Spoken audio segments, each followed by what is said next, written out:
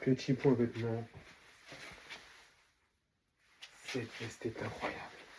Cette veste est incroyable. Salut les filles, salut la team, c'est le débrief Dakar et on est là pour débriefer le match de Ligue des Champions contre Chelsea. Les gars, je suis posé. Les gars, je suis posé tranquillement sur le lit. Je suis posé à l'aise parce que ce soir, on s'est qualifié à l'aise. Les gars, quel match de football. Quel match de football. Les frérots, j'aimerais les frérots quand même qu'on fasse une ovation. J'aimerais qu'on fasse une ovation. Qu'on fasse une ovation pour le Paris Saint-Germain qui est champion du monde. Pour le Paris Saint-Germain qui est champion du monde. Pour le PSG qui est champion du monde. Et il y en a qui vont me dire, mais qu'est-ce que tu es en train de faire? Les gars, je vais vous expliquer pourquoi je dis que le Paris Saint-Germain est champion du monde. Les gars, on sait tout ce qui s'est passé. On sait tout ce qui s'est passé un certain mois de juin. Un certain mois de juin 2025. Quand le Paris Saint-Germain, même juillet si je ne dis pas de bêtises, quand le Paris Saint-Germain a fait la Coupe du Monde des clubs, qu'est-ce qui s'est passé? Le Paris Saint-Germain a été au bout de cette compétition, a tapé l'Atlético Madrid, l'Inter Miami, le Bayern de Munich, le Real Madrid, et un autre club, Botafogo, contre qui on a fait match nul. Bref, peu importe. Le Paris Saint-Germain a tapé tous ces clubs, et Seattle aussi, il ne faut pas les oublier, pour arriver en finale de Ligue des Champions, fatigué, éreinté. Et qu'est-ce qui s'est passé en finale de Ligue des Champions, les gars, quand on était fatigué, éreinté? On a pris 3-0 contre Chelsea. Palmer s'est amusé avec nous.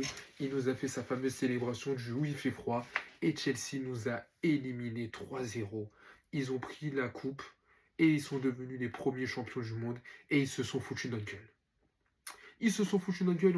On disait tous, Paris est fatigué, Paris n'avait plus de jus, Paris ne pouvait tout simplement pas réussir ce match parce que c'était trop pour le PSG. On s'est foutu de notre gueule. Les Marseillais étaient là en train de dire, ouais, les Parisiens, vous avez gagné avec des champions, mais vous n'êtes pas champion du monde, frérot, t'es même pas dans cette compétition. Tellement ton club il est nul, t'es pas dans cette compétition, mais tu l'ouvres ta gueule. C'est pas grave. Tout le monde se moquait de nous. D'accord? Tirage au sort de Ligue des Champions, 8e de finale, Paris-Chelsea. Qu'est-ce qu'on entend? Des Robert Sanchez qui disent, Paris, amenez-les nous cette fois-ci. On va les éliminer, ils n'auront pas d'excuses. Ils ont une excuse en Coupe du Monde des clubs. Cette fois-ci, ils n'auront pas d'excuses. Amenez-nous. Amenez-les nous, ils nous ont dit. Hein? On a eu ça. Joao Pedro, le PSG, c'est pas grave. On fera la remontada. On les a déjà tapés 3-0.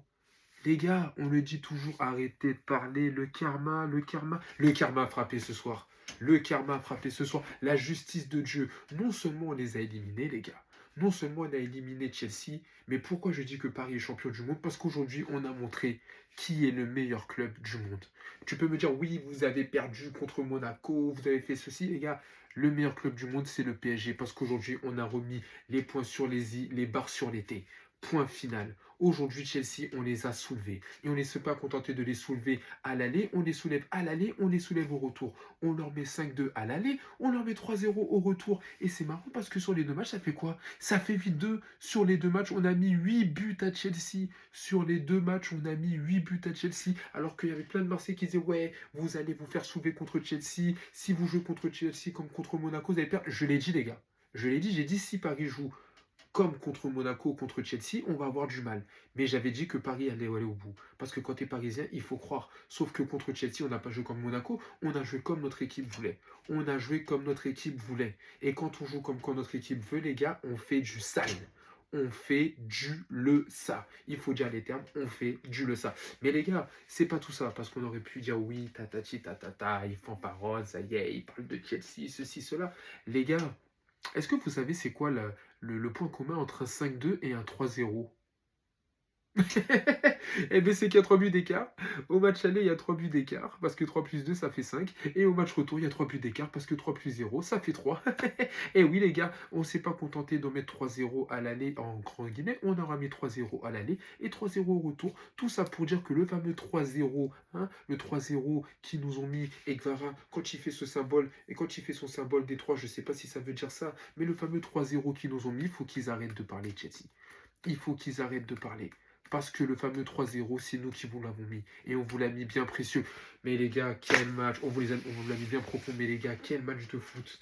Quel match de foot, franchement, je ne sais pas si on a un débrief P2P ou quoi que ce soit, mais quel match de foot, on a vu des choses incroyables. Safonov, ce soir, c'était le gardien du temple. Les gars, ce soir, c'était le gardien du temple, même Safonov m'a fait mentir.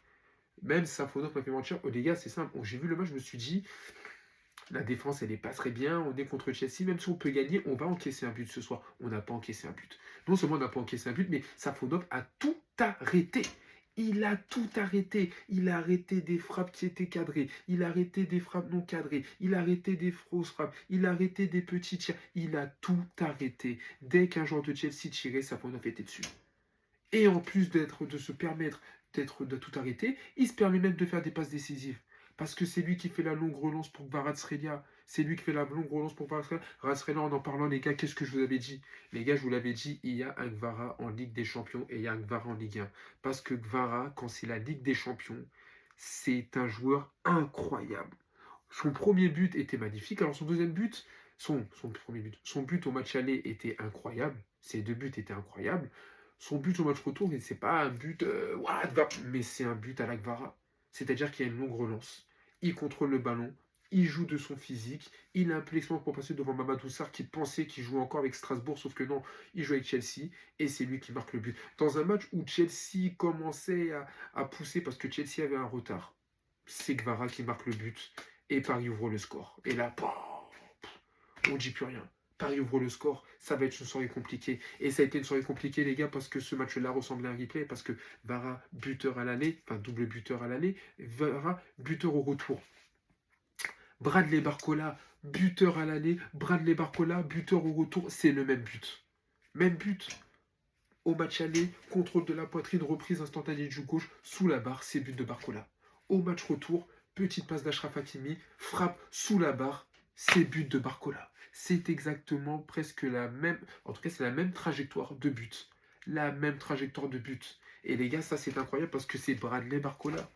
Bradley Barcola qui nous a tellement énervé, qui vendangeait, qui tergiversait devant les cages. On se disait putain, Bradley il n'arrive pas, il marque pas des buts. J'ai encore le match contre le Sporting Lisbonne, où j'ai encore le match contre l'Athletic Bilbao, où t'as Barcola qui décide d'y aller tout seul alors que s'il fait la passe à Gbara, c'est terminé. J'ai encore ce match en travers de la gorge, mais là Barcola est incroyable. Parce que Barcola on dirait qu'il s'est réveillé, parce que Barcola on dirait qu'il commence enfin à marquer des buts, et on dirait qu'il commence à devenir un joueur très dangereux, parce qu'il va vite, parce qu'il est technique, parce qu'on se rend compte qu'il est capable de prendre la profondeur à une vitesse un peu à la Kylian Mbappé et qu'il est dangereux, sauf qu'il n'avait pas le dernier geste, mais là il commence à devenir très bon.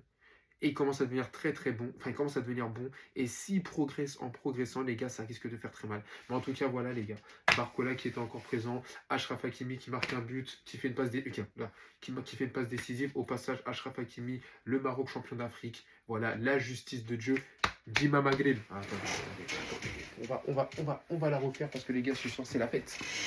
Djima Maghreb, Djima Maghreb, Djima Maghreb. Les gars, c'était incroyable. Les gars, c'était incroyable. Et troisième but, Mayoulou. Pareil. Mayoulou, il prend un but. Et alors, je sais plus c'est qui fait la passe pour Mayoulou. Mais pareil, il frappe du gauche. Ça part pleine lucarne.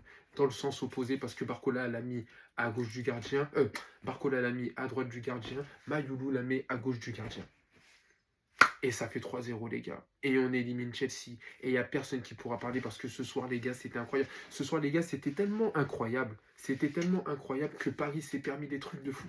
Les supporters se sont permis de faire une olé à Stamford Bridge dès que les Parisiens faisaient une passe à 10. Paris s'est permis de faire la passe à 10, les gars, je crois, de la 77e minute au moins jusqu'à la 81e, 82. Chelsea n'a pas touché le ballon. On faisait une passe à 10, ça allait en haut, ça repartait en bas, ça allait au milieu. Et on faisait une passe à 10. Ça jouait, ça combinait, Chelsea ne touchait pas un ballon. Et pourtant, il restait encore au moins 10 minutes de jeu et Chelsea ne touchait pas un ballon. On a fait la passe à 10 à 10 minutes de la fin d'un match. On s'est permis de faire une passe à 10. Et les supporters se sont même permis de dire au revoir aux supporters de Chelsea. Les gars, c'était incroyable. Et voilà, les gars, le Paris Saint-Germain se qualifie pour le quart de finale. On va voir si on affronte Galatasaray ou Liverpool. Pour l'instant, ce sera un déplacement en Turquie. Mais on sait que le match retour, tout est possible. En tout cas, les gars, c'est un match incroyable. Merci Paris, merci Luis Enrique, merci Luis parce que encore une fois tu prouves que tu es pratiquement le meilleur entraîneur du monde à l'heure actuelle. Parce que, encore une fois, ce que tu as fait de cette équipe du PSG qui commençait à prendre des buts, qui perdait des matchs faciles, qui commençait à ronronner, on s'est dit, ouais, le back-to-back, c'est compliqué. Paris s'est réveillé contre Chelsea, on s'est réveillé. Et si on se réveille contre Chelsea, on est capable de se réveiller contre les gros autres clubs.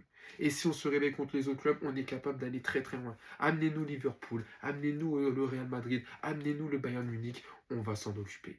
Merci Luis Enrique. Et après, il y a eu de belles rentrées. Mayoulou qui a marqué un but. Alors même si apparemment il va peut-être sortir, il va peut-être partir à la fin de la saison. Ça c'est un moment, je vous l'ai dit, je m'en fous. On a trop Fernandez. Voilà, Gonzalo Ramos est rentré, Lucas Hernandez est rentré, Kanguini est rentré, Désiré Doué est rentré. On a fait tourner un petit peu, hein, j'ai pas fait le débrief, j'ai pas fait la composition, mais voilà, Safonov, Marquinhos, Pacho qui a été un petit peu fatigué, hein, Pacho qui a fait deux trois actions quand même où ça aurait pu être dangereux, donc Pacho, lui par contre, je pense qu'il est un peu fatigué. Achraf Hakimi, qui en plus d'être dans le champion d'Afrique ce soir, a fait un très bon match avec encore une passe décisive. Nuno Mendes, fidèle à lui-même. Vitinha, Vichigot, il commence à être de retour. Joao Neves, c'est un plaisir de le voir sur le terrain. Wayne Zaïre qui a fait un très très bon match. Ousmane Dembélé qui reste dangereux, même s'il n'a pas marqué ce soir, mais il a encore été dangereux. Kvaratskhelia en Ligue des Champions, injouable. Et Bradley Barcola mérite d'être titulaire parce qu'il fait des matchs incroyables. Et voilà les gars, merci beaucoup pour ce merci Paris. Du coup, je sais même pas le match qu'on aura ce week-end, parce que est-ce qu'il y a un match ce week-end? Est-ce qu'on arrive en trêve internationale? Je sais pas, je suis un peu perdu. En tout cas, merci Paris les gars. On se retrouvera pour les quarts de finale en Ligue des Champions. N'oubliez pas cette étoile. Paris est magique. Prenez soin de vous, prenez soin de vos proches. Je le répète, c'est le plus important. On est ensemble.